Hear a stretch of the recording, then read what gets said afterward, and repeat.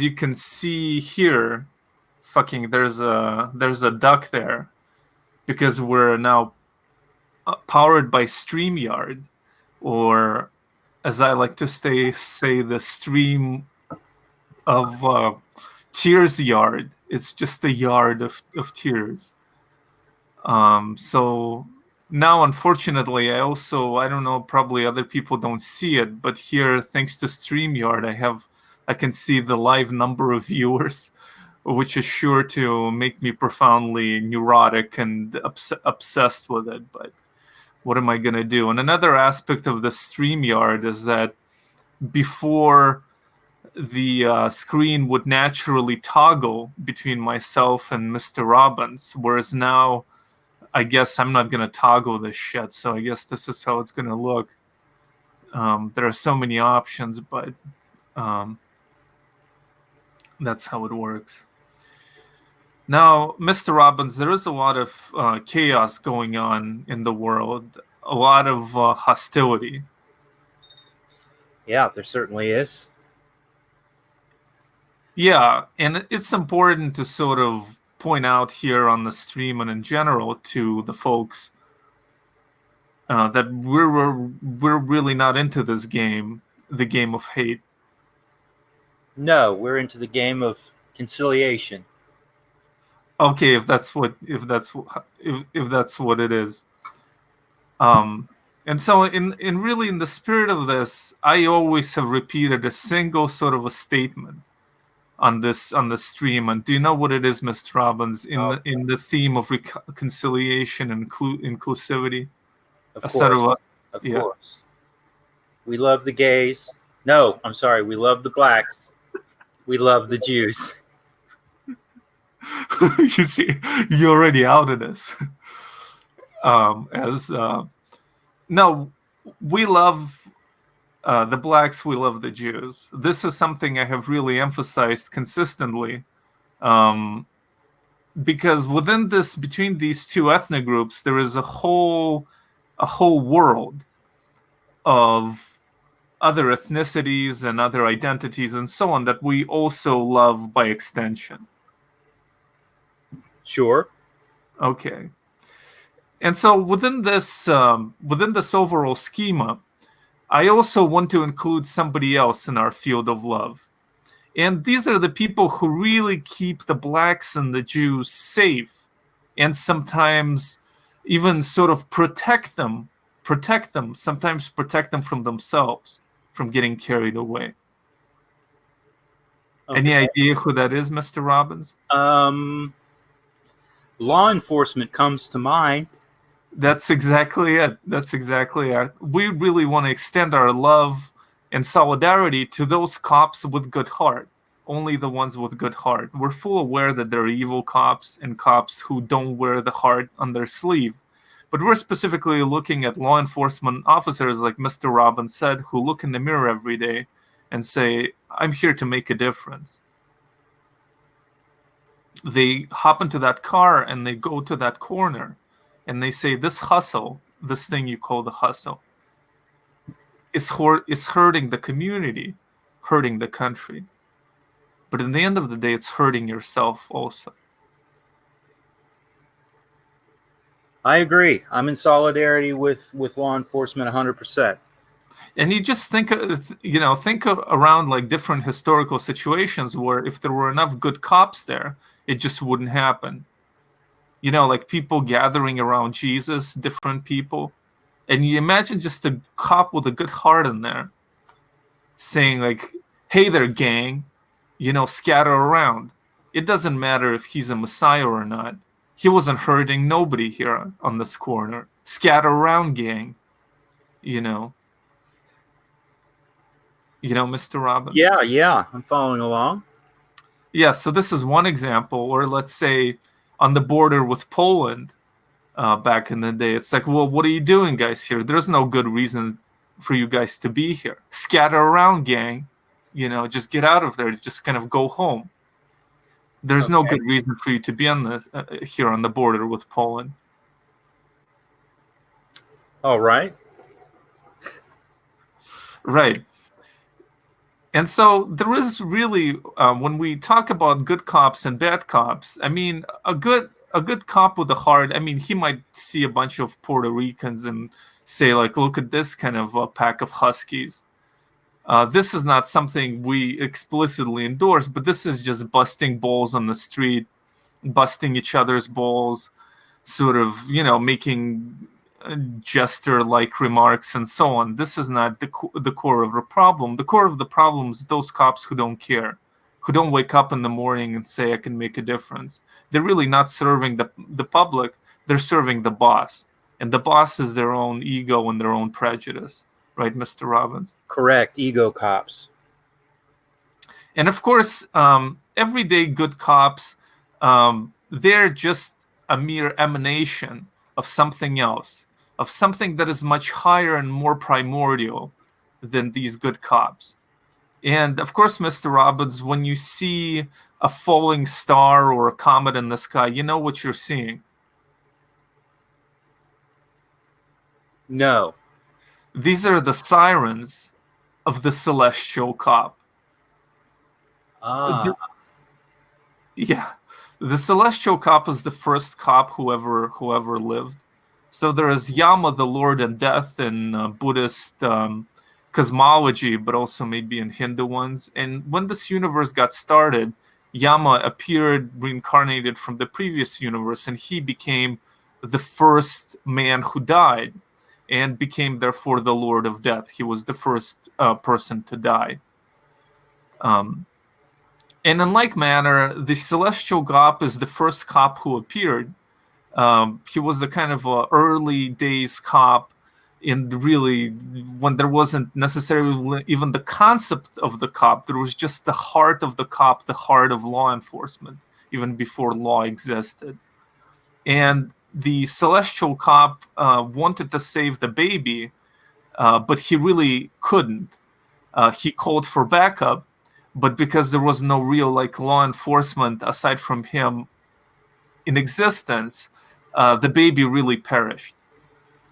And as a result of it, the celestial cop immediately ascended to the heavens where he acquired a celestial patrol vehicle, and he basically rides around up there in the heavens on his celestial car, and sees the injustices of the world. He kind of serves as a motivation, as the sort of the universe's literally finest, because he's defined by this desire to save the baby he couldn't save.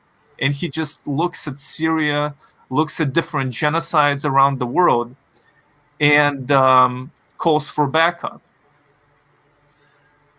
This is very interesting. And so the celestial cop effectively has completely gone insane. Now the celestial, this kind of the first baby, pushed him over the brink, but now that he ascended to the heavens and became the celestial cop, riding around in his patrol car with each light, we never think about the archetypes of the police vehicle lights, because clearly the red represents the evil and the blue the cessation of kind of instincts and desire for evil. So this alternation is one that defines his life, because the cop car, the lights never turn off. This is all coming together now. Yes, and so the celestial cop unfortunately calls for backup, but it never comes. And that's effectively all he does. He effectively went insane existing in this way. And so I guess the question, Mr. Robbins, for you is one, a philosophical one connected with Platonic ideals. We clearly have no justice in this world, but with the presence of the celestial cop, of somebody completely committed to justice, however incapable of affecting it in any way, however, with the mere presence of him in the sky, a kind of a useless presence in a way, would this be necessary for the universe to function, or for you to function better in the world?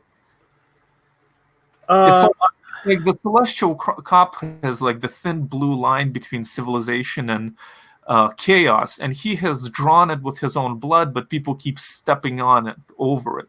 And the question is like, was this whole thing worth it? Would it have any meaning for you? I definitely give relevance to the idea of an ideal. So yes, the idea of a presence or a character of ideal justice definitely serves as something for us to aspire to. So in that sense, I think it would be purposeful. It would be meaningful. Yes, that is how I feel as well. This is how I feel as well. So yeah, I'm not sure if there's any further reflections or discourse on celestial cop. I guess we need some sort of an impotent ideal to function. That's, I guess, is the conclusion here. Sure, I'm thinking of it in terms of something like Jesus. Isn't he supposed to be kind of an archetype of all that's good that we can at least aspire to, though we will never achieve? A similar sentiment? Well, I mean, Jesus would be different, but this would be a specific embodiment and an impotent one at that. So, Mr. Robbins, you yourself have recently told me a strange story of injustice that was brought to you by a friend of the family. And this friend is highly educated, went to an Ivy League university, and yet he's known for his strange theories. And Mr. Robbins has recently been exposed to one of these theories and has found it potentially disturbing or very unusual. But it's one that would concern the celestial cop as well. Mr. Robbins, let's go ahead with that. Well, was having dinner with my friend, and kind of out of nowhere, he mentioned that he had been doing some investigation into some government data regarding not abductions. What's the word that I'm looking for? Reports of missing persons. Yeah. And he'd gone fairly deep into the data, looking at nationwide statistics and how those compared to state statistics, and then even within the states, how counties compared in terms of reporting missing persons. And he was tying this into some talk about human trafficking. And I immediately jumped to the conclusion with human trafficking that we were talking about trafficking into the country. For example, the stories that you hear of, Asian women being brought into the country and more or less enslaved and forced to work in massage parlors and that kind of thing. So that was my starting point of trying to wrap my head around this. But as he went a little further into it, I realized that no, he was talking about U.S. citizens being abducted, and his theory was that they were being exported. And a lot of this had to do from some analysis he had done with those statistics within the state of Ohio. And he was noticing that the county in Ohio that is birthplace to Columbus had rates. Franklin County that I called home for years and years. Correct. So maybe you're familiar with some of this that's going to come out and can shed some light on it. But his claim was that the rate of report for missing persons in that county is about double of what it is throughout the state and maybe throughout the rest of the region. So this got him to thinking, what might be going on and what to do about it. He claimed that he was considering getting in contact with some sources that he has at a local university who might be able to sway the FBI into looking into this a little bit more than he as a private citizen might be able to. But certain dots were coming together. Exactly. Dots were coming together. And I guess it really came together when he was he mentioned that he happened to be listening to a podcast, one of at least 100 different news sources that he claims to get information from. And on this podcast, the person who had spent a lot of time in the Middle East had made a very strange observation about his time living and working in Saudi Arabia. And what he noticed was that there was a peculiar number of what appeared to be Caucasian, very young men, small men, who were being employed as camel jockeys. Yeah. This struck the man as being very peculiar, and got my friend to wondering just what was going on there. And again, in connecting the dots, Ohio. yes, Yeah. And in connecting the dots, it seems as though he's trying to formulate the idea that perhaps a lot of these missing persons in the state of Ohio are due to this trafficking, and that these young boys are being stolen, trafficked to the Middle East to be used as slave boy camel jockeys. Yeah, and this theory, well, at first I thought that his suspicion, like when I first heard Mr. Robbins telling me the story, when he said that there were many boys of European appearance with light hair serving as camel jockeys, I assumed that his idea was that their mothers were being kidnapped, and then their progeny was now riding the camels. That was sort of my intuition when I heard this. But it turned out that this kidnap trade goes directly from Franklin County, Ohio, directly to the motherfucking camel, without the intermediary of, a relationship of sorts. Correct. So this is how that whole theory unfolded. Now, having spent some time in the Columbus area, have you come across anything like this? Have you seen anything that might suggest to you that this is valid in any way?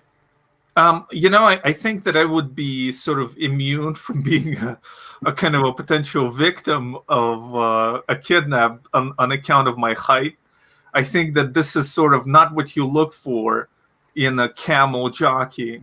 This is not what you kidnap for like somebody who's over 6 feet. So I think I have been spared. But perhaps if I had a bigger social life in Columbus, like I actually interacted with people when I was in college and went to parties with honeys, I would also kind of get the drift of this sort of specific thing that's going on, of the kidnapping. Actually, this is where Grant lives. I saw him earlier in the chat, and one can't help but me perhaps worry for Grant, because I do see a certain camel jockey potential for him. But I don't know. It's something I hope he has continued to stay on this with the stream, because this could be life-saving information for him. Yeah, I hope he kind of stays out of that whole underworld network there. Well, I don't know how much choice he would have. It would be a matter of maybe somebody stopping at a halal shop or something. It's like, hey, are you interested in camels or something like that? Maybe they wouldn't even bring the camels up and just drag them away. Mr. Robbins, however, later on as we looked into it, and I think you specifically got interested in the story, it turns out that there is actually a slave trade of camel riders. Yeah, that does appear true. I came across a piece that I think Vice did a decade or so ago that was talking about, that slave trade from some of the poorer Middle Eastern countries, of kids being abducted and taken, I think, primarily to Saudi Arabia for that. So it does sound like there may have been some truth to that story, but then it gets taken into a very strange direction. Yeah. I mean, Yeah, I mean, it's just sort of something unimaginable, another kind of type of evil committed by people, like kidnapping or like using slaves to ride camels. I mean, this is something that hasn't occurred to me. I mean, I think that whether you are, like, generally speaking, nature bends to us, to humanity, but then in the case of riding animals, in many ways, the animal defines the type of a human to ride upon it. And the sort of this is the only kind of an instance where a human really has to sort of be subordinate to the kind of to the animal in this specific instance. Of course, the animal itself participates in a competitive sports not of its own choosing, but within that you really need to have a small man of small stature whose job it is to merge with the horse or the camel. And I don't know what else to say about this, Mr. Robbins. I don't know. We'll keep an eye on things. Maybe keep an eye on some of those statistics. That's all. Yeah. Yeah, I mean, if I actually start fucking doing shit on this dumb fucking channel, and then my Patreon grows, perhaps we can summon together the funds to really kind of go to Franklin County and just dedicate our lives to solving the mysteries. Because I think now that it's like two pieces of the puzzles have been connected for us already. It is just about uncovering the mechanics. We know that there are a lot of people disappearing in Franklin County, Ohio, and we clearly 100% know that they're being used as camel jockeys. So the only fucking thing remaining for us is to really kind of find out how this fucking happens, and right. then We need to break into the network. Right, we need to fucking uncover this thing, and then we'll be heroes. What a huge story. Yeah. So the other thing, people in the chat have been bringing up some mysterious vaping deaths. There was some sort of a spree of deaths connected to vaping. I vaguely heard about it. But I really haven't really had any interest in it because I'm so addicted, it just doesn't fucking matter. But sometimes you have certain vapes that mods that are manual. This is automatic, so it regulates how I can intake this shit, how much I can heat up the battery, and how much I can heat up the juice. But then you have mechanical mods without these regulations. And sometimes when people fuck around with them, or like the batteries start rubbing against each other and they overcharge it, then sometimes it can explode and this thing can take off and go into your eye or brain or whatever. But this is not something that is of concern with me, and I'm so addicted. But recently I have discovered a great benefit of vaping. It has to do with working as a driver, because naturally when I vape with the dominant right hand for some reason. And actually driving, Mr. Robbins, takes the second priority of my left hand. And so basically I've noticed recently that I'm just driving almost entirely with my left hand for much of the time, unless it's a sharp turn. But even often with sharp turns, I will just use the left hand as my right hand is clutching the mod. And as a result of it, I really noticed that my left hand has become more proficient. And sometimes I mean, this is it. People always fucking shit on vaping, but if I had a cigarette, I could put it in my mouth much more often. And so this benefit wouldn't be there. You really need to have a tangible device here, Mr. Robbins. I see. It's in a way promoting you to be ambidextrous. Exactly. It's a side benefit. Yeah. Not to talk about like doing this while I'm driving. That's another benefit of really using your hands in a kind of a quick manner while you're going 70 miles an hour, stuff like that. Okay. All right. So the other thing that a lot of people have sent me messages about, including Mr. Robbins, is the latest controversy or an event concerning the Dark Professor. Now, Peterson is somebody who I really haven't honestly thought about like at all recently. But however, I mean, I guess I have joined my destiny with his. Fucking.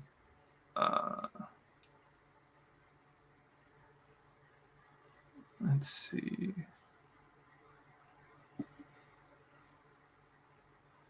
Trying to find the link here. Fucking.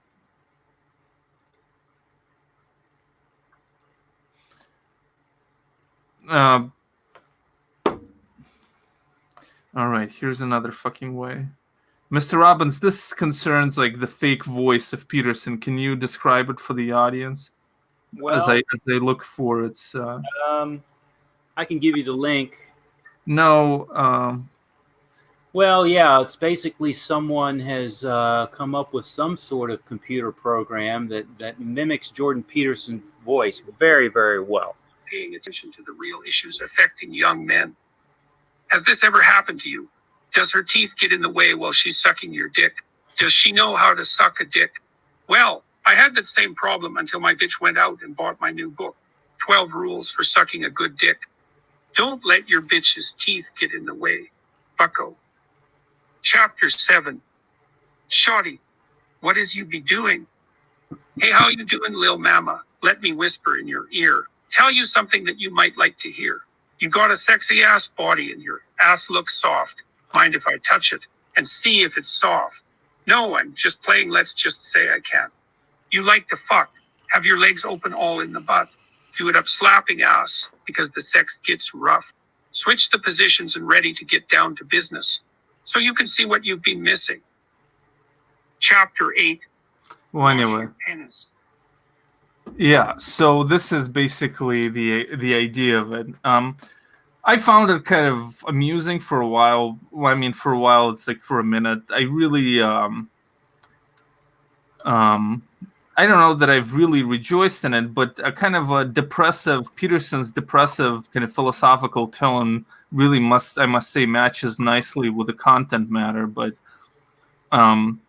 Peterson, I guess, struck out against the person who was doing this thing, and that website is now shut off. So, I mean, you can't make your own kind of Peterson works of art. Mr. Robbins, what do you think about the ethics of it? Do you think that this is ethical to use these voice modifications? I mean, it depends on what your purpose is, I guess. I mean, nobody was going to take that seriously. That was really Jordan Peterson. You know, what is that? Like satire, uses satire. So as long as it falls under that, I mean, I don't have an ethical problem with it. I mean, if somebody uses that and tries to that or anything else and tries to peddle it off as something that Jordan Peterson really said, then yeah, I think there's far more of an ethical issue there. Yeah, I mean, this stuff is funny. On the other hand, the technology itself, I don't find to be very funny. I mean, if you think about like all you need is like this technology, enough of a voice of a person speaking, and then you can call their parents or do all kinds of things. I mean, somebody effectively like owns your voice, and now they can just fucking have a run with it. So in that case, like, I understand Peterson sort of being alarmed with this shit, because I mean, there's literally the only legitimate way to use this thing is to make fun of someone, and beyond that, it's all just sort of creepy. Basically like criminal acts of impersonation. I mean, there is a lot of things you can do with someone's voice, from like fucking up their lives to even if there's some sort of a celebrity, like they're these guys, I guess stereotypically in Nigeria, who like extort money from women, and now if they can have someone's voice of some celebrity, unfortunately there are going to be some lonely ladies to believe something like that somebody's talking with them, like Tom Cruise or somebody, through their assistant.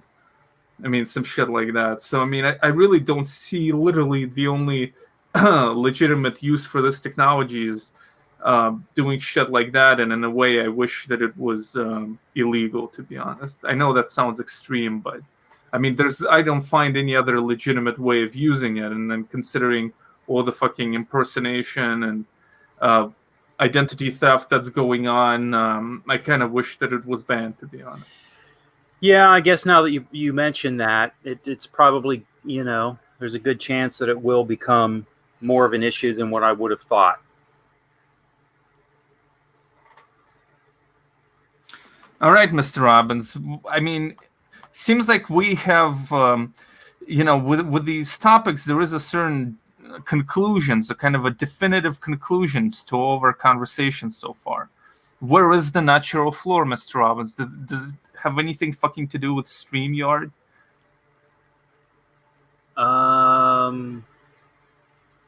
No, I don't think it's put me off my game too much. How are you feeling with StreamYard? Actually, I was more used to darkness. Like here, I have a small screen with the StreamYard, and it is surrounded by white menu. Now I can read the chats better than before. But anyway, it has a little bit interfered with my flow because I also prefer not to know how many viewers are watching, because it. Anyway, so the other. So I guess just to mention a few things from my personal life. Overall, I have been kind of entirely consumed, effectively watching Buddhist videos all day and listening to Buddhist podcasts during work. I have had a general slowdown, and I've been spending much of my time in bed. And it almost feels like I have my body is depressed and I'm tired, but my mind is still kind of hyperactive. And then recently I had a real nice kind of a manic high that I really don't remember it being so good in years, where I just started really pacing around in this room, and that went on for something like 5 hours. And I really entered the kind of that state beyond self where it starts out with nice kind of fantasies about your life, and then it gets more and more celestial from there.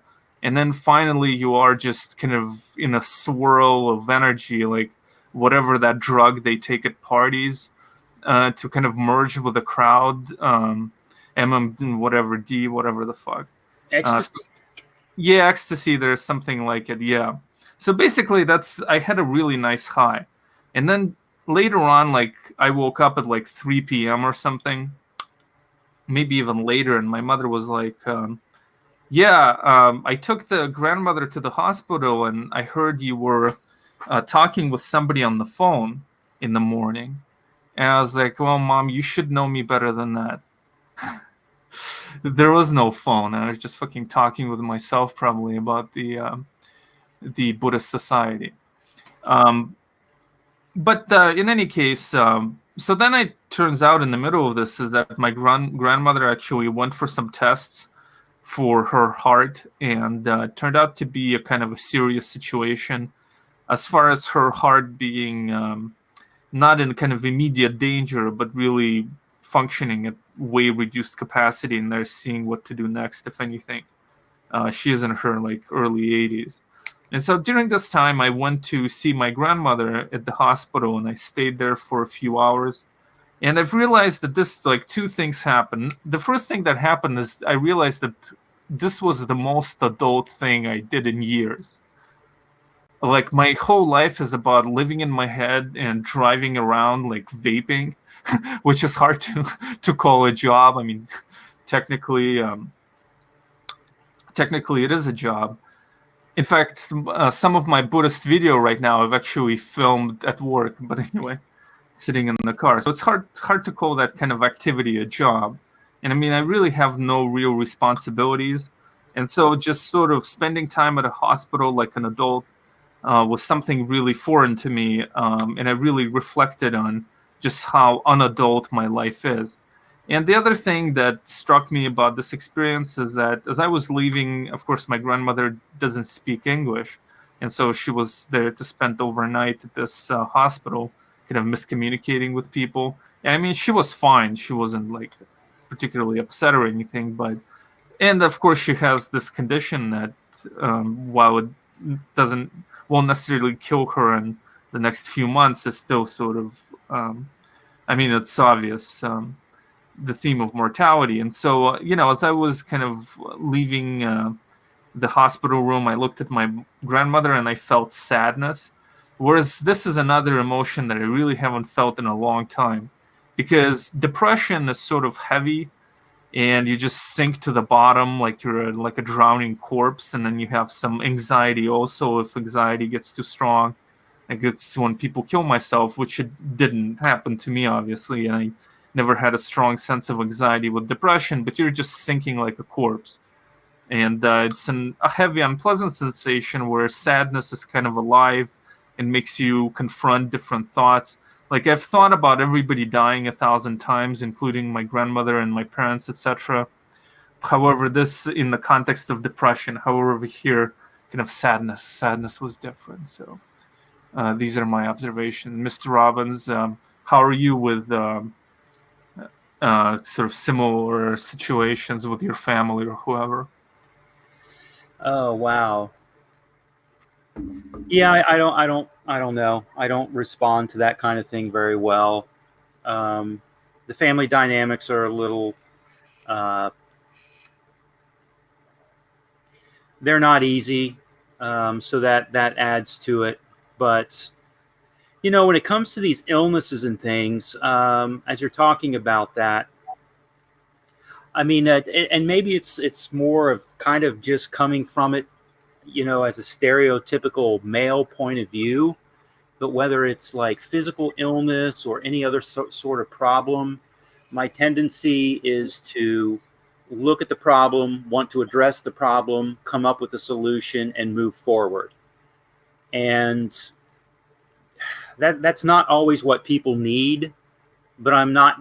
But it's not even always possible if they're dying or something, or if they have a serious illness. Right. But even if it's not something immediate, sometimes a person just needs to be heard and needs to be understood and needs that sense of sympathy, and I'm just not good at that at all. Mm-hmm. Mm-hmm. I'm not good at really identifying with other people's emotions. Mm-hmm. I mean, in my case, I'm good at sort of having blunt, a kind of a dead empathy of depression. Like I've been reflecting on the fact that 500,000 people died in this Syrian war, and there are now people living in complete fucking poverty, and there's like some kid who's doing some like a horrible job where he's coughing now. I read in the New York Times for like a sandwich a day, like a sandwich type of $3 a day or something.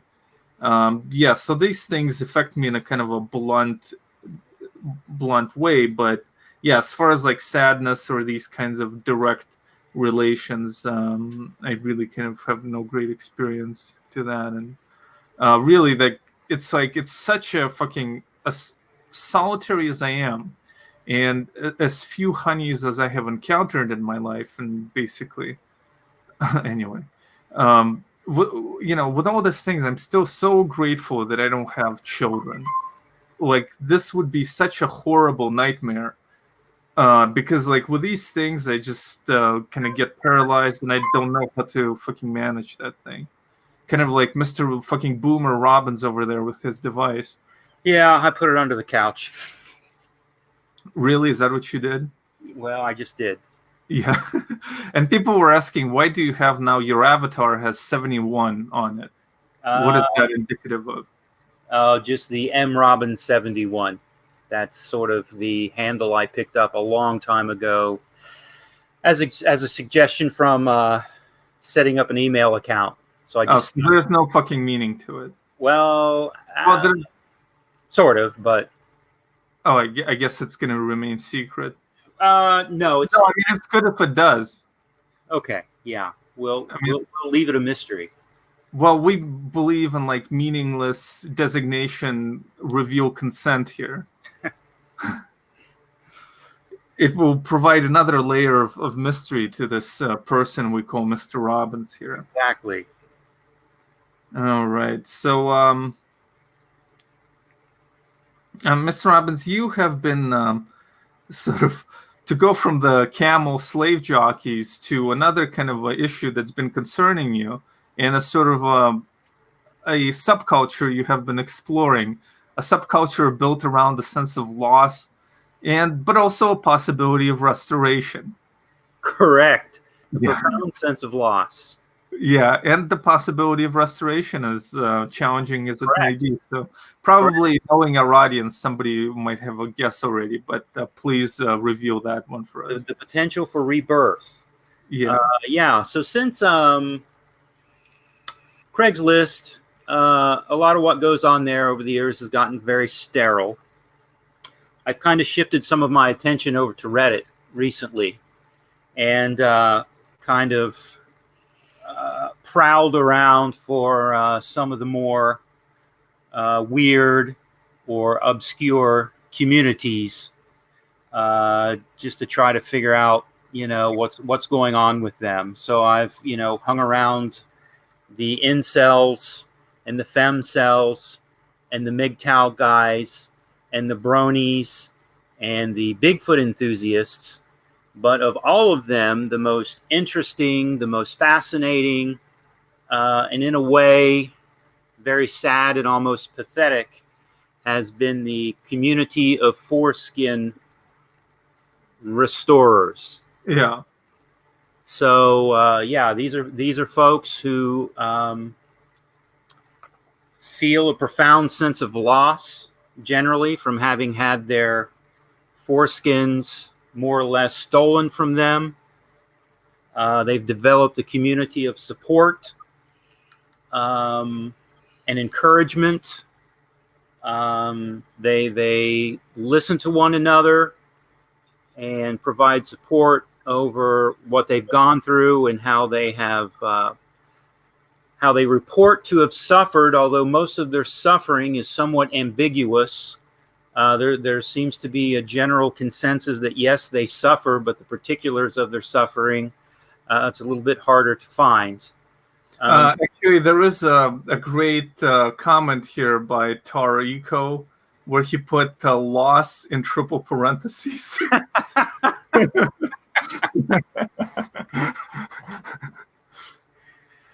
Yeah, so there's that. I mean, that seems to be one aspect of that community, is the support over the grief and the suffering, the emotional suffering as a consequence of the loss of the foreskin. The other element to this community that seems to be, just as big, is sharing information on the different types of devices, techniques, and people's weekly to monthly progress in their quest for restoration. Yeah. And I guess the question is like, what is specific, like what is from a kind of a clinical, when they separate themselves from the sentiment of the loss, what is the objective idea that if you have a foreskin, you have greater sensitivity during the act of intimate relations? Is that it? I suppose from a clinical perspective, that's do they mention that? It's I think it's brought up from time to time, but it honestly, it seems to have more to do with almost an existential sense of loss, like you've lost a part of your personhood. So it is more on the level of sentiment. So they don't even bring up this loss of sensitivity that much. It seems like maybe it comes up from time to time. But you didn't notice it as a major theme. I would not say as a major theme. Because that is literally the only positive thing I can think about. Right. And on the other hand, to counterbalance that, I mean, it seems that I've mostly heard that, it's a matter of extra hygiene to have the foreskin. Yeah, I mean, it is sort of provides an opportunity for grossness. But if you think about what a head of the penis really is, Mr. Robbins. I don't know if you were just focused on mockery there, but whether you have examined the underlying issues. And I do mean, I guess, underlying for some of us more than others. Anyway, if you have, I mean, the penis is like what in the ladies becomes a clitoris. And of course, in the ladies, it is concealed from my understanding of anatomy. Whereas in men, like this bunch of nerves, the single most sensitive part of our body, it's natural for it to be concealed by something rather than just be out there. And so, like, if somebody's circumcised, you can't help but wonder what happens to these nerve endings. I mean, they just have to go numb, because I fucking hate talking about this, and like especially in my Buddhist stage. But in my case, if there is contact with the clothes, it's uncomfortable for me.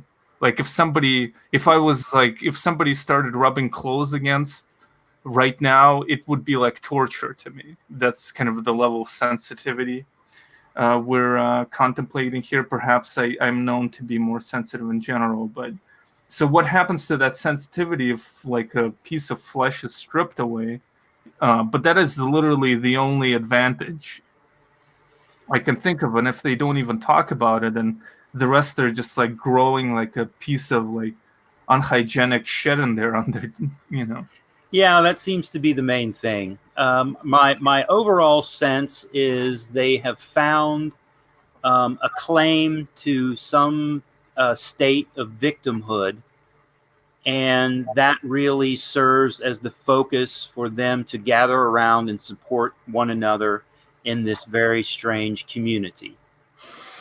And in looking around, it's gone so far. I mean, the rhetoric gets ramped up so much. I read one guy saying the other day that how disappointed he was in his parents, and basically how evil they must be to have willfully allowed him to have been mutilated, because that goes completely against the maternal instinct to nurture. Mm-hmm. It's that sort of rhetoric gets ramped up like that, and then to read the comments and nobody's like, "Hey, dude, pump the brakes on that," chill. It's like totally reinforcing. Mm-hmm.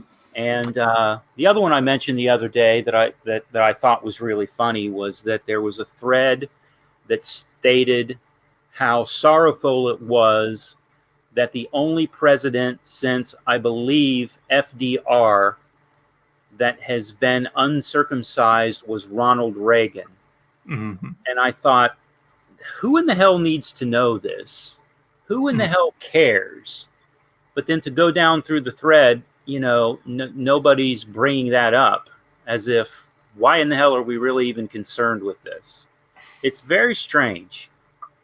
Like, I do have a bit of a sympathy with them in the sense that it is a fucking bizarre thing to do, to like cut off a piece of your flesh when you're a baby, like from your penis. Like, it's a bizarre thing to do. I mean, there are like hygienic advantages, but those are, I mean, primarily of like aesthetic qualities, if you know what I mean. Like in the first world, it's true that if you live in a developed world and you can't get a shower regularly, you benefit there. But here, so I do kind of sympathize with the notion that it's fucking bizarre. But yeah, aside from that, in our culture, and sounds like a grumpy old white guy or something, but it seems like people can create new cultures out of mutual consumerism of some cultural category, games or specific music or whatever, or they can gain connection through victimhood, effectively through this emotion of being somehow, well, in some cases, really oppressed by society. I'm not but still sort of this. And aside from that, I really don't see much. I mean, there's religion. Yeah, I just don't see it in an atomized world. So they have really found both an identity, a sweet victimhood, and also a quest and a progression. So it really is a full package of meaning there. Um, Can't put it any other way.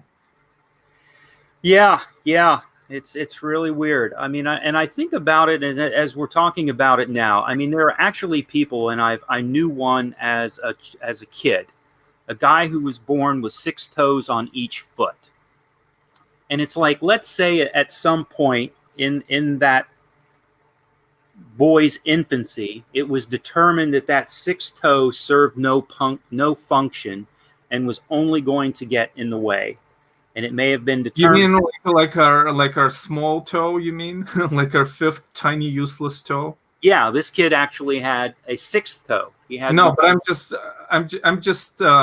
saying that our fifth like little toe is useless already. It seems like it is. I've never looked into it to see if it serves any purpose of balance or anything like that. But Well, like fuck it. All right, let's move on. Let's keep our audience entertained. Okay. so if you had a 6th toe and they removed it, like within your first or second day of birth, I mean, is it anything that you would experience as a loss?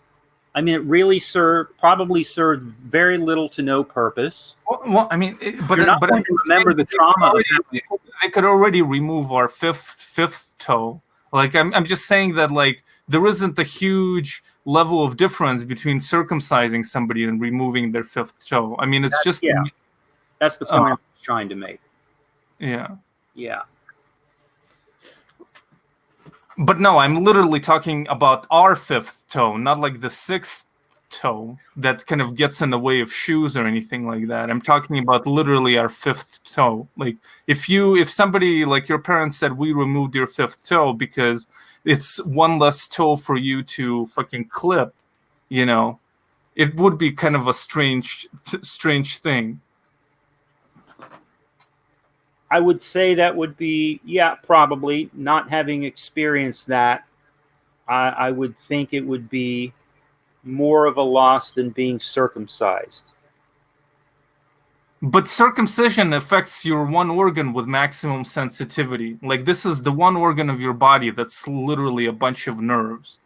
So I think that to the extent that there is good argument to be made, well, to the extent that there is actually an argument for loss to be made, because I think there are some studies that say that kind of uncircumcised men experience sex differently from circumcised men, because circumcised men, because of the loss of kind of nerve endings, they just sort of finish quicker and they're not the gentle, slow lovers. Now, I don't fucking know if any of this is true, but that your actual process of having sex is affected by cutting off a huge fucking the whole skin that surrounds your most sensitive organ, is what I'm saying. Well, then maybe I should be a little more sensitive to their plight. No, I don't. I think that they're sort of taking it over the line. I don't really care about circumcision that much, but that question about nerve sensitivity is a real one. However, how much you know, like if you have a bunch of nerves and you cut off the skin around it, it's going to affect. They're going to go more numb. They're going to be less sensitive. However, how you know, fucking the dynamics and the scientific specifics of that, I just could give a shit about. So I mean, there is an argument for loss there, but yeah, I mean, I wouldn't fucking build. Aside from that, it's all just kind of unhygienic, but it's still weird to fucking cut off a piece of your, you know, penis when you're a child. But anyway, fuck it. But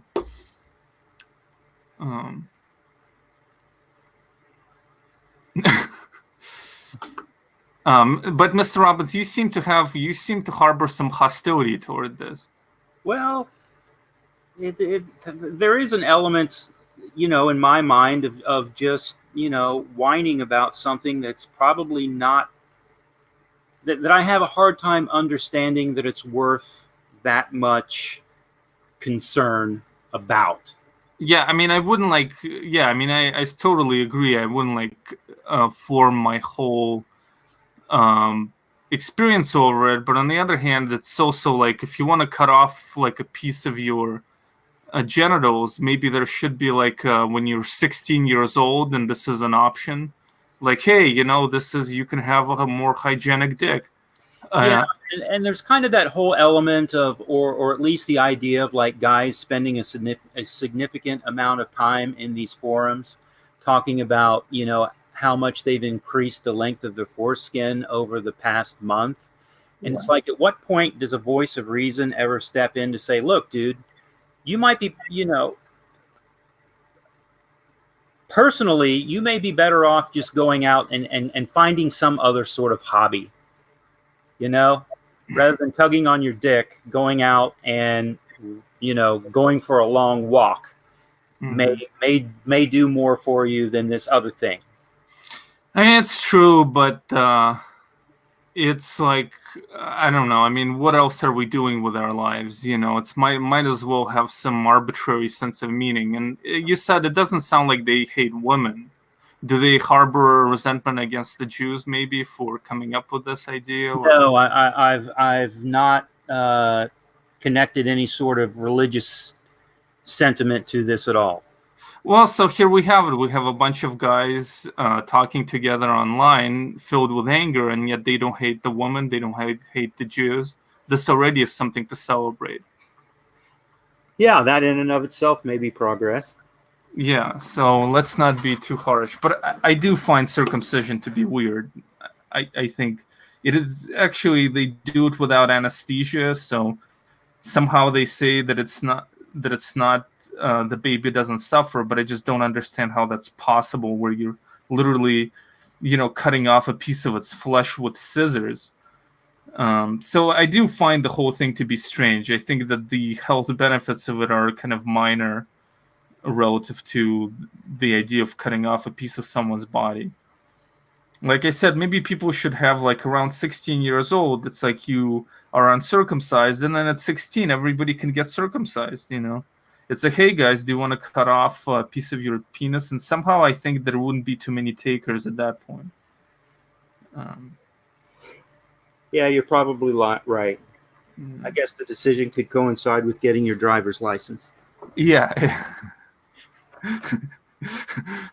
Yeah, how about this, dude? Can we use your foreskin in case of an accident for a male restoration forum? Sort of a burn victim skin graft. Yeah, I said, if I should put it on my driver's form, whatever. If my heart doesn't work, I have other parts that would be of value to others. Well, as I said, though, in perusing those threads, most of the guys were cautioned against surgical restoration, and there was an explicit statement made that do not consider going down to Mexico for any cut rate plastic surgery foreskin restoration. Yeah. Yikes. Well, in Mexico, they might give you a little fucking sombrero hat for your new. They should kind of distinguish themselves this way. All right, what else do we have here? Well, I do have anyway, kind of a dark, sort of a dark topic, I guess. I'll just fucking go with it. Let's see. Yeah, so this is an article in the New York Times. Oh, fuck it, that's not it. Basically, this is my kind of another critique of fucking identity politics. This basically has to do with my whole point about identity politics has always been that there are definitely legitimate issues there. I've obviously met many racists, just from interacting with people like Mr. Robbins. So I don't deny that there is racism or that any of these issues aren't serious sexism or discrimination against transgender people. My sort of an issue comes from the fact that seems to be the modern model of addressing it from kind of people who could be described as social justice warriors. I just don't have an alternative name for them. I don't care what they're called, but people who could be described as such. Their big issue seems to be to take this polemic, make it as wide as possible to affect the most people possible, and then wage war against them by doing nothing, by basically like blocking some idiots from coming to campus and just criticizing things on the internet, basically. And so then this sort of an ability to actually solve an issue like goes away entirely. And to me, like the biggest illustration of this that I found, where there's a horrible legitimate issue, is this situation in Canada. And so in Canada, you have Native Canadians, Native American population there who are called the First Nation, Indigenous people. And there is a very high incident of of Indigenous women being killed. And so the previous conservative Canada fucking government in Canada did nothing about it. You know, they were asked to do a report about it, a national report. They didn't do it. And now Trudeau did it. And the report came back with the fact that it's a genocide. Like, that's what they fucking concluded. You know, they officially concluded, that it is a genocide. Like, this is a genocide, said Marion Buehler, the chief commissioner for the inquiry, and a retired Indigenous judge. An absolute paradigm shift is required to dismantle colonialism in Canada, in Canadian society, she said. And Trudeau then said, "This is an uncomfortable day for Canada, but it is an essential day." He said, "To the missing and murdered Indigenous women and girls of Canada, to their families and to survivors, we have failed you. To determine the next steps." Yeah, so I mean, he said he'll work with the Indigenous, Okay, here it is. The report said that the violence against women and girls amounted to race-based genocide of Indigenous peoples, including First Nations, Inuit, and Métis. This genocide has been empowered by colonial structures. So anyway, I'm not gonna like go into further into it, but here's what I have to say. There's a high rate of these a horrible situation with Indigenous women, that they're being killed and they're disappearing at a rate much higher than that of the general Canadian population. However, it is highly unlikely. It is highly unlikely that most of these are committed by white men. Generally speaking, even with serial killers, these murders happen within monoracially, within the same race. A white man is way higher possibility of killing a white woman, and like a black man the same. And so it is highly unlikely that all these women, or the majority of them, were killed by white men. Now, it's theoretically possible, though this report proves it in no way whatsoever. So could there be other issues like police not giving a shit about Indigenous women? Yes, I mean, this is 100% could be the case, etc. So there could be like shitty government. Like, one of the things with a lot of these like reservations, at least in America, I don't know how it works in Canada, is that they have certain levels of law enforcement authority, but very low. Like, they could put a person in jail for like a year or something for crimes on the reservation.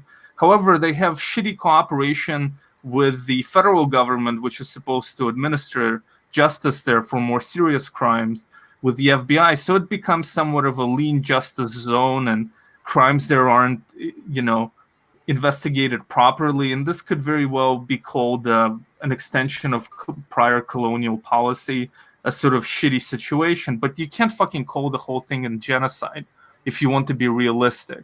Like, this makes some sort of a grandiose polemic. And then it's like Justin Trudeau, it's like him writing a report for his girlfriend and saying, "I have fucking written this report and I have concluded that I'm a vicious rapist." Where do we go from there? It like makes no sense. If there's a genocide, then you fucking should be at The Hague. If the word genocide has any meaning whatsoever, you have presided, Justin Trudeau, along with other Canadian, leaders, over a genocide. Like, what the fuck? So this is just kind of goofy in a variety of ways. It's just to play pretend kind of a genocide label. And now that it's been labeled a genocide, what are the concrete steps that are going to be taken realistically to address this issue? It has already been labeled as a genocide for which all of society is responsible. So it's like, nothing is going to get done there, probably, I think. Anyway, so this is, I mean, the situation is horrible. There really are a lot of women who are disappearing and being killed. But like this grand polemic now that kind of made people happy for a day, I don't think it's going to solve anything. Mr. Robbins, your thoughts? Yeah, as you mentioned that, the term genocide certainly seems to imply that it's, something planned, planned and systemic. And it's like, that it's like a conscious effort for these things to be occurring. Of course, we don't live there. We don't know. We don't experience it. But it's just, as an outsider, it's hard to picture that. And if you're going to continue to ramp up that sort of hyperbole for some perceived political gain, it's like, where does it stop? Where is the end point to this? Is there one? Well, it's just sort of strange to declare like your society is conducting a genocide and be the head of the government. It's just kind of weird. But this, I mean, I think that, like I said, like the biggest issue here is just that there's a horrible thing going on there. But it's just highly unlikely that it's not native. It's not indigenous men doing most of the killing. It's just unlikely, and maybe they'll have, this report presented no evidence, as far as I know, that men are responsible for, that it's whites who are responsible for it. But the numbers are here. It says indigenous women and girls make up about 4% of Canada's females, but 16% of females killed. So the numbers there are, the statistics there are pretty bad. Well, anyway, Mr. Robbins, any more thoughts on this? It's basically better as a white guy to just keep shush on these issues. But since you're probably right. Yeah, it's just kind of keep it quiet. Just kind of go with the. There's a Mr. Robbins. Did you hear? There's a genocide going on in Canada.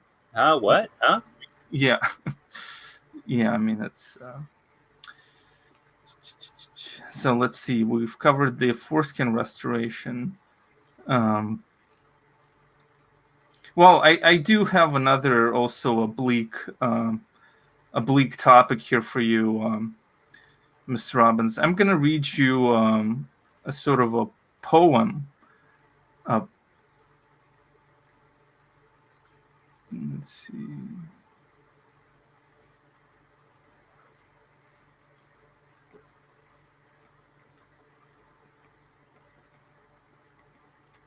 It's a kind of a polemic against the American society in poem form. Send the dying, and the broken English here is part of the poem, unless it could be part of my speech also, but it's the poem includes broken English. Send the dying to wait for their death in the comfort of retirement homes. Quietly, quickly say it's for the best. It's best for you, so their fate you'll not know. Turn a blind eye back to the screen. Soak in your reality shows. Stand in front of your mirror and you preen in a plastic castle you call home. Land of the free, land of the lie, land of the scheme. Americanize.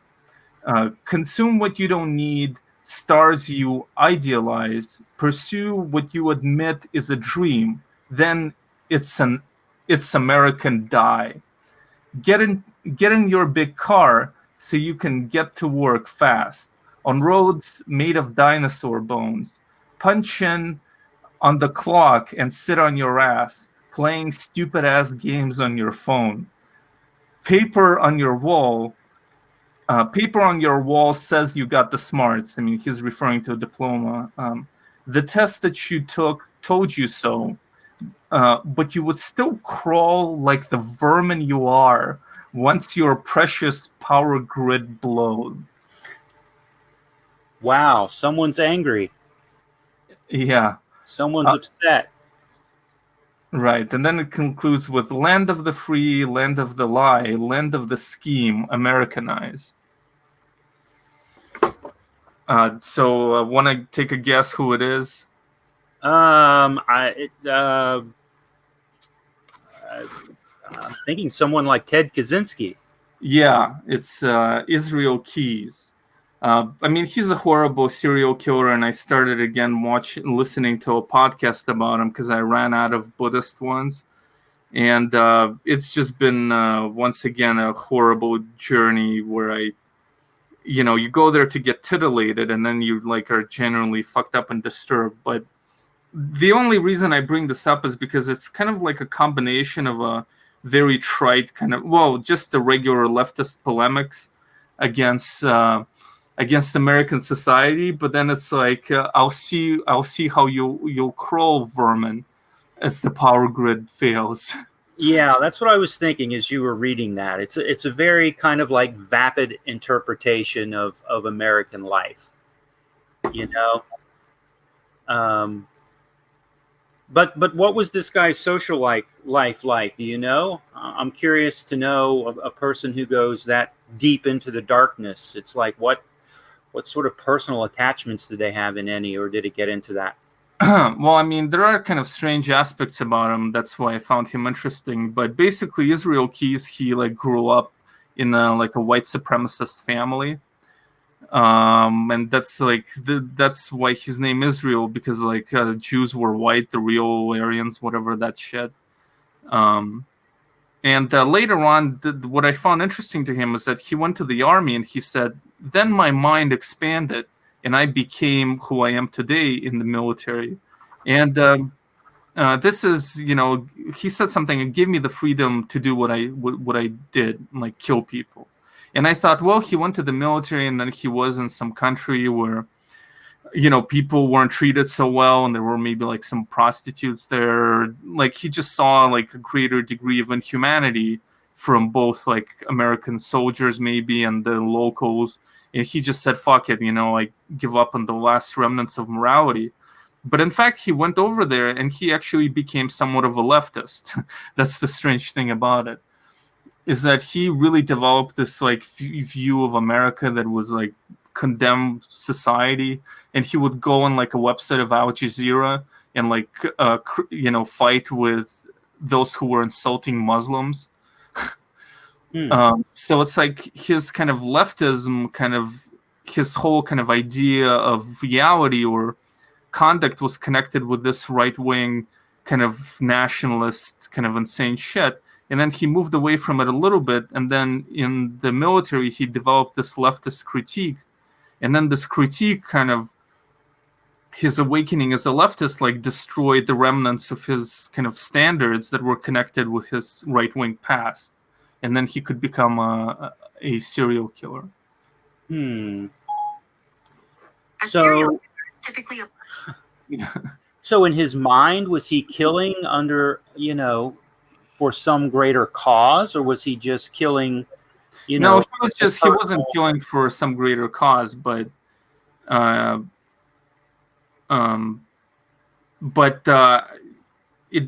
he did explicitly say that this like specific realization changed him, like his critical approach to American society, which was effectively leftist in nature, that it sort of liberated him in a way, and he just, he like became an atheist and stuff like that. So it's like he had an awakening as a kind of a leftist, but he was a psychopath, so it just kind of set him free to not be constrained by any sort of mores. Well, that's interesting. Yeah, he I don't know what else to say. I mean, I don't even want to like recount his crimes here, because they really are kind of shocking and gross. But anyway, Mr. Robbins, I guess we'll conclude the stream with something that is, hey, Flan Corp, with something that is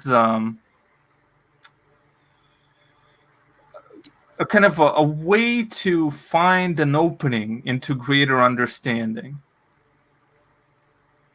Mr. Robbins, you kind of know where I'm going. I have an idea. Yeah, so basically, oh, fuck it.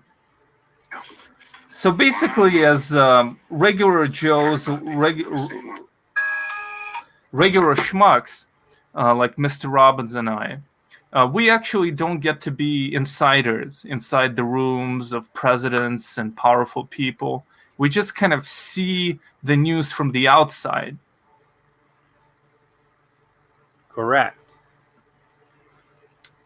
Yes, and you know, to really, and it's like that kind of information directly about what happens in the world is really kept from us, Mr. Robbins. Is this not true? Sure. Yeah. Sort of like the Wizard of Oz. There's a grander narrative that we're ignorant to. Yeah, like with the camel jockeys, Exactly. right, slave trade, stuff like that. Really, the elites really snub their nose at us, and they say, well, they'll never figure out the truths. They'll never know what's really happening. But they're wrong, because there is one way that average working class folks like myself and Mr. Robbins can actually penetrate the secrets of the elites. And of course, I'm talking about something we like to call psychodynamic theater. In psychodynamic theater, we enter the realm, we enter almost like the mandala of the elites by pretending to be them in our minds and expressing their thoughts from our mouths. And in this way, in this interplay of reality, we can complete the puzzle, complete the picture. Psychodynamic theater. So in this piece of psychodynamic theater, and usually with psychodynamic theater, only 40% of what we say is fake news. The other 60% is completely true as it happened with those actual people because we've entered their minds.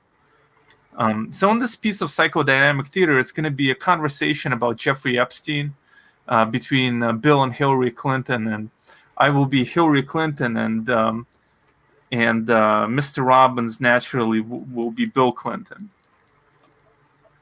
So, Mr. Robbins, are you ready to assume the character? I'm going to try. Okay, so Mr. Robbins, you will begin by knocking at the door, and I will welcome you inside my room. Hillary, darling? Yes, Bill. Please come in. I am Hillary Clinton, your wife. Hillary, have you heard the news? Have you heard the news about Jeffrey Epstein? That he has been locked up. What fucking news are you talking about? Yes, that he's been locked up. Okay. I think we have a problem on our hands. Okay, Bill.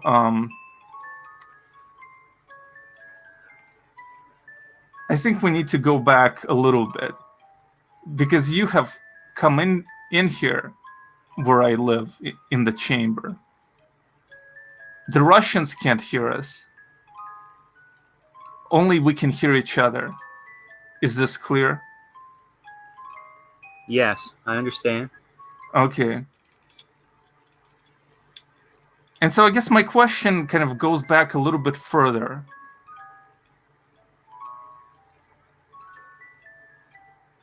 How much further?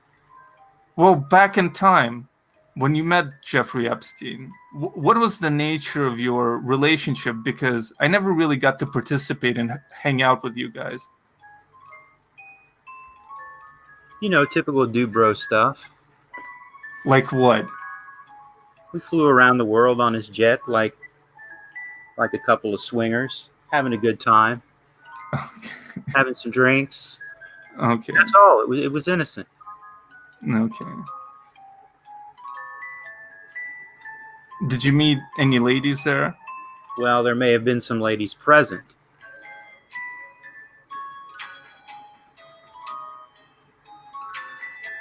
Did you talk about things with them?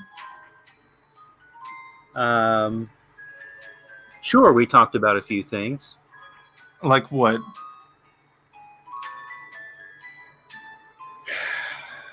You're a piece of shit, Bill. You're a fucking hollow piece of shit. Why? Because you come in here like there are human relations between us. You kind of deny the fucking coldness. You deny the sort of the corpse of who we were hanging out inside us. It's like your fucking whole tone I fucking find objectionable. But I still love you, Hillary. Nothing No. changed. No, you see, this is why you were the president. You could fucking hide your shit. You could hide your shit. There was nothing to hide between Jeffrey Epstein and I. Nothing to hide between me and those girls. A massage is consensual. And according to our old friend, Alan Dershowitz, there is no sex involved in massage as long as the recipient is wearing underwear. So I've done nothing wrong.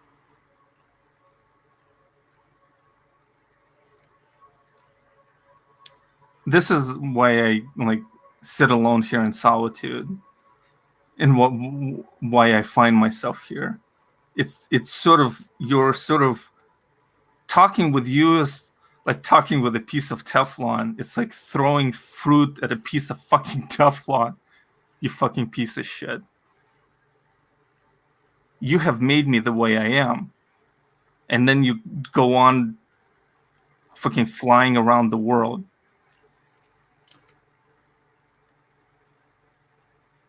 I've made you how you are. Cold, bitter, pants-suited. Anyway, fuck it. All right, fuck it. Bill, you had something to tell me about Jeffrey Epstein. Well, Jeffrey's been pinched. And I don't know what we're going to do about it.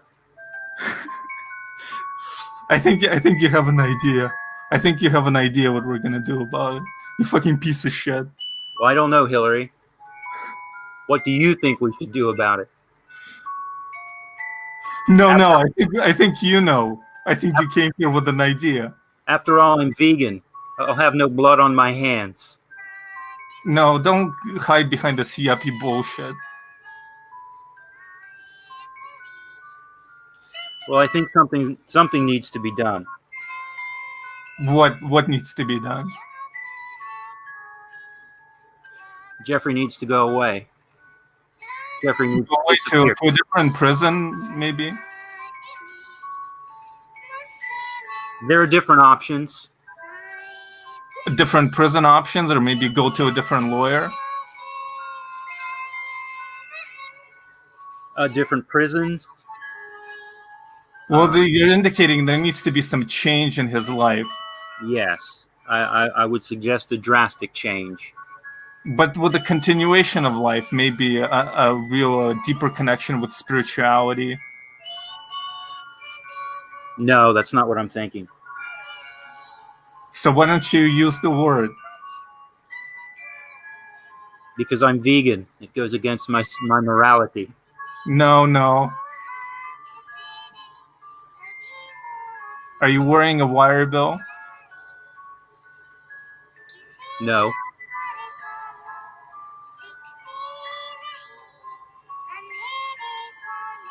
What are your ideas overall? You won't fucking say anything. I don't know what the fuck we're discussing here. I think Jeffrey needs to go away.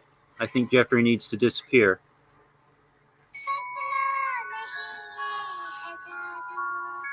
Are you a fucking magician? You're gonna make him disappear? I think we could make him disappear. Okay. Do you think why would he need to disappear at this point? I'm going to be honest with you. This isn't about the girls, but there's some incriminating evidence that could stain you. It could stain me. And it involves a picture a picture of a man in a blue dress, Mm-hmm. an incriminating painting that doesn't need to be seen, doesn't need to see the light of day. I don't want to fucking know, Bill, with your sick shit. I think you have already been stained. Yes, the dress has been stained. No, I think you literally have been fucking stained over there with Jeffrey. Who knows, like, what your kind of... I don't even want to go there. How are we going to deal with Bill? This needs to end. Yeah. Um, Yeah, to end. Do you have Every time I talk to you, Bill, I feel like I'm a corpse and somebody like buried the fetus inside of this cold corpse, and the fetus is like melting a little bit of the ice of the corpse and like sliding down and down into the organs of the corpse, and the fetus is me. The fetus is Hillary Clinton, and I used to be pro-life or pro-choice. It doesn't really matter. You did this to me, Bill, you fucking piece of shit. I think And you're projecting on me. it's like we might as well fucking be talking about going to Chipotle the way you talk about Epstein. I think you're projecting onto me. No, I'm not projecting. I remember when I was a fucking human being before I met you. What fucking... Now we're stained. What are we fucking stained with? All right, What is that liquid? back to the topic. We need Yeah. to get rid of Epstein. You have Okay. connections. You're in New York. Epstein's in New York. We can get this done. And where are you? Where am I? Yeah. I'm in the shadows. Okay.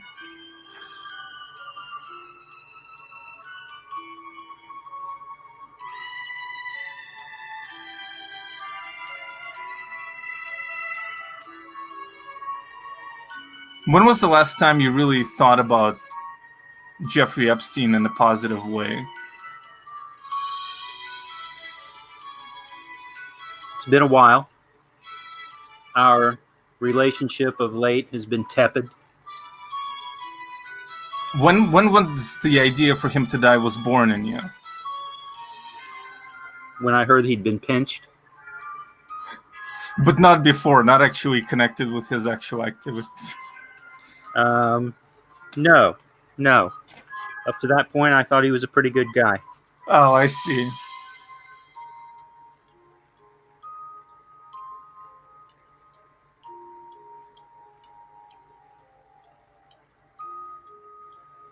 Well, Bill, I wish to be left alone. I'll leave you alone to consider what I'm suggesting. I'll consider it.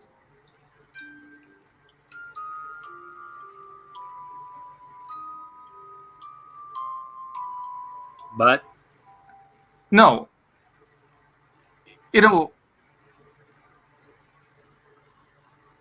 You know how you go to prison and you choose your meal plan according to whatever your religious inclinations are? yes, What would you choose, Bill? Because some people go for kosher even though they're not. I've made it clear in this conversation. I'm vegan. Okay. Well, there could be friends of ours who won't get that option, okay? What option might he get? She's just not gonna get that option.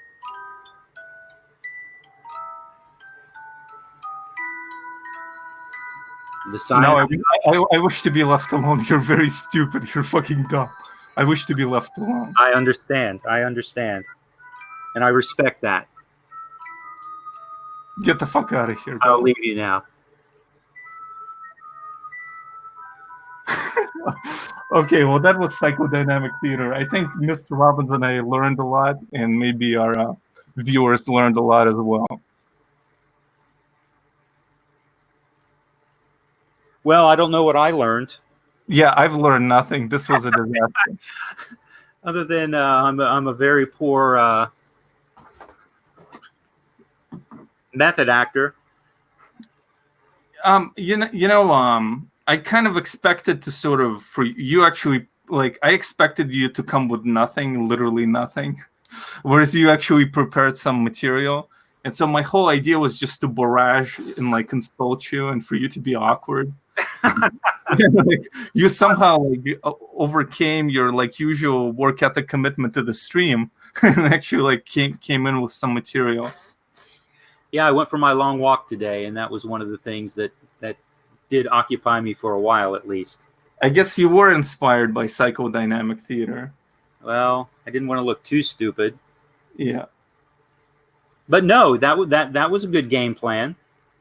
Yeah. On your part. Yeah. Yeah. So you kind of sabotaged it when you started saying shit that like that was like pre-planned. But anyway, I think we've sort of covered everything here. Mr. Robbins, final thoughts for the stream? I really have nothing else to add. Yes, my friends, want to thank you for joining, and many people said hi to me, and I say hi to you back. Somebody asked me about that podcast. I think if you just Google Jeffrey Key's podcast, it's gonna come up. I have a few fucking podcasts apps, and I'm fucking confused. Let's see. I don't know if that person is even there, but since I mentioned it. Yeah, so it's I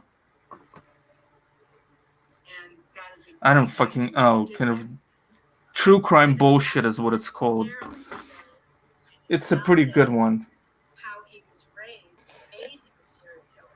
It's all the different factors. It's all the different factors. Along with his disposition that made Yeah, you see? likely that he would become a serial killer. But it's still This is what I'm looking at. This is technology now. All right, my friends. I apologize about that. So thank you for watching. I am working on my video for Tibet. It's like showing up at like 3 hours and 40 minutes now. So, or 3 hours and 20 whatever minutes. So it's just turned out to be long. If you're interested in like an audiobook type thing, you're going to get it with this video. It's going to be pretty comprehensive. Aside from that, sounds like Mr. Robbins and I have nothing else to add. So thank you for watching, everyone.